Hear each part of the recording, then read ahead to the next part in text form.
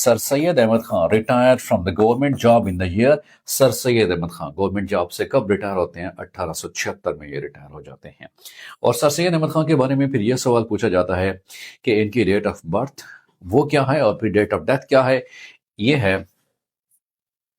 17 اکتوبر 1817 میں یہ دہلی میں پیدا ہوتے ہیں. یاد رکھیے گا جی، یہ 17 اکتوبر 1817 میں یہ دہلی میں پیدا ہوتے ہیں. اور پھر یہ سوال بھی سب سے زیادہ اہم ہے کہ یہ ان کی ڈیٹ آف ڈیتھ کیا ہے. وہ ہے 27 مارچ 1898 کو یہ علی گڑھ میں انتقال فرما جاتے ہیں. اور علی گڑھ کا جو کالج ہے ان کی مسجد میں ہے، وہاں پر ہی جو ہے ان کی قبر بنائی گئی ہے، جو کہ انہوں نے ہی علی گڑھ انسٹیٹیوٹ بنایا تھا. اور پھر ان کے حوالے سے یہ سوال ہے کہ ان کے والد صاحب کا نام کیا ہے؟ سید متقی. اور ان کی والدہ کا نام کیا ہے؟ عزیز النساء. والد ان کے نام کیا ہے؟ سید متقی. اور والدہ کا نام کیا ہے؟ عزیز النساء. یاد رکھیے گا. اور پھر یہ سوال سب سے زیادہ بھی اہم ہے پاس پیپرز کے حوالے سے کہ سر سید احمد خان نے مراد آباد میں جو اسکول بنایا تھا وہ کب بنایا تھا؟ وہ 1859 میں بنایا تھا. یاد رکھیے گا جی. یہ بیسیکلی گلشن اسکول تھا مراد آباد میں. کب اسکول بنایا گیا؟ 1859 میں بنایا گیا تھا. اور پھر سائنٹیفک سوسائٹی کا اس کا کیا معمول میں لایا جاتا ہے؟ سائنٹیفک سوسائٹی یہ 1863 میں ہی بنائی جاتی ہے. اور پھر سر سید احمد خان کے بارے میں یہ سوال آتا ہے کہ سر سید احمد خان نے مختلف کالجز اور جو یونیورسٹی بنائی تھی، محمدن اینگلو اورینٹل اسکول نے بنایا تھا. وہ کب بنایا تھا؟ 1875 میں بنایا تھا. یاد رکھیے گا. MAO school, MAO school, Mohammedan Anglo oriental school انہوں نے کب بنایا تھا؟ یاد رکھیے گا. وہ 1875 میں بنایا تھا. اور پھر اسی کو اسکول کو جو کالج کا درجہ ملتا ہے وہ کب ملتا ہے؟ کالج کا درجہ 1877 کو ملتا ہے. اور پھر یہی جو کالج ہے بعد میں علی گڑھ انسٹیٹیوٹ بن جاتا ہے 1920 میں. علی گڑھ جو ہے یہ کالج جو یونیورسٹی ہے وہ بن جاتی ہے. تو یوں 1875 میں MAO اسکول، اس کے بعد 1870 میں کالج، اور 1920 میں یہ یونیورسٹی کا درجہ اس کو ملتا ہے.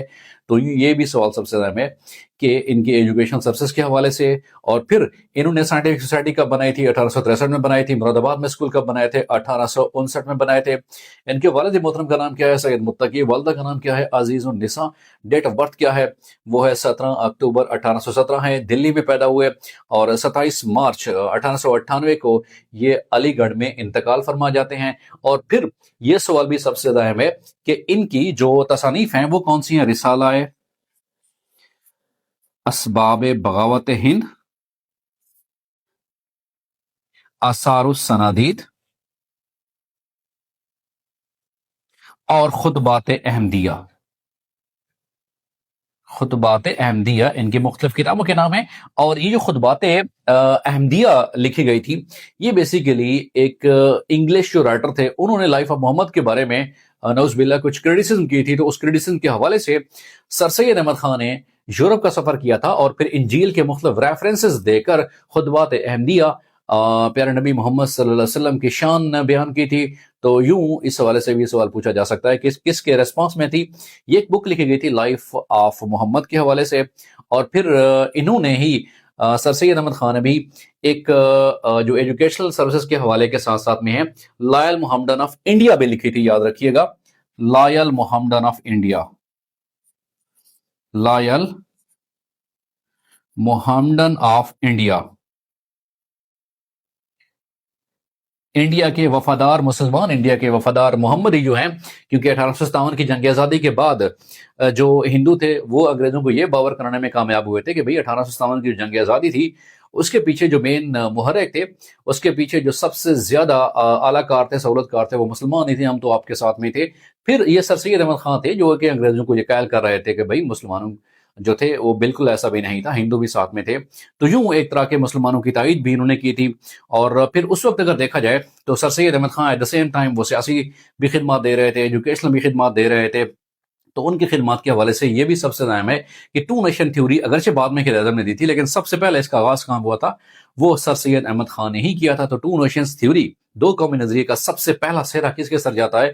وہ سر سید احمد خان کے سر جاتا ہے. اور دوسری بات ہے کہ سر سید احمد خان اس وقت تھے کہ جب انہوں نے کہا تھا کہ بھائی مسلمانوں کو اگر آپ نے فرنگیوں کا مقابلہ کرنا ہے, اگر آپ نے انگریزوں کا مقابلہ کرنا ہے, تو پھر انگلش میں بھی آپ کو مہارت حاصل کرنی ہوگی, آپ کو سائنسی علوم کی طرف بھی بڑھنا ہوگا, یوں آپ کو ورلڈلی جو نالج ہے اس کی طرف بڑھنا پڑے گا. کیونکہ ایٹ دا سیم ٹائم اس وقت جو ہے وہ مدرسہ دیوبند بھی کام کر رہا تھا, جو کہ ریوائول آف ریلیجیس اسپرٹ کی بات کر رہا تھا کہ دوبارہ اپنے دین مذہب کی طرف واپس لوٹ کیا ہو. لیکن سر سید احمد خان یہ بھی فرما رہے تھے ٹھیک ہے, آپ کو اگر دنیا میں کسی کے ساتھ مقابلہ کرنا ہے تو ڈیفینیٹلی آپ کو جو سائنٹیفک نالج ہے اور انگلش ہے وہ بھی آپ کو اچیو کرنی پڑے گی. تو یوں سر سید احمد خان کا علی گڑھ انسٹیٹیوٹ اور اس وقت مدرسہ دیوبند ایک دوسرے کے بالکل اینٹی پیرلل ہی چل رہے تھے. ایک بالکل ریوائول آف ریلیجیس اسپرٹ کی بات کر رہا تھا, اور دوسرا جو ہے وہ بالکل ورلڈلی نالج, سائنٹیفک نالج اور سائنٹیفک اپروچ کی ہی بات کر رہا تھا. یہ وہ پاسبل سوالات ہیں جو کہ کمیشن کے مختلف امتحانات میں پوچھے جا سکتے ہیں, جو کہ میں نے آپ کے سامنے ڈسکس کر دیے ہیں. ہماری ریگولر اور کنسیپچل کلاسز جوائن کرنے کے لیے آپ نیچے دیے گئے واٹس ایپ نمبر پہ کنٹیکٹ کر سکتے ہیں.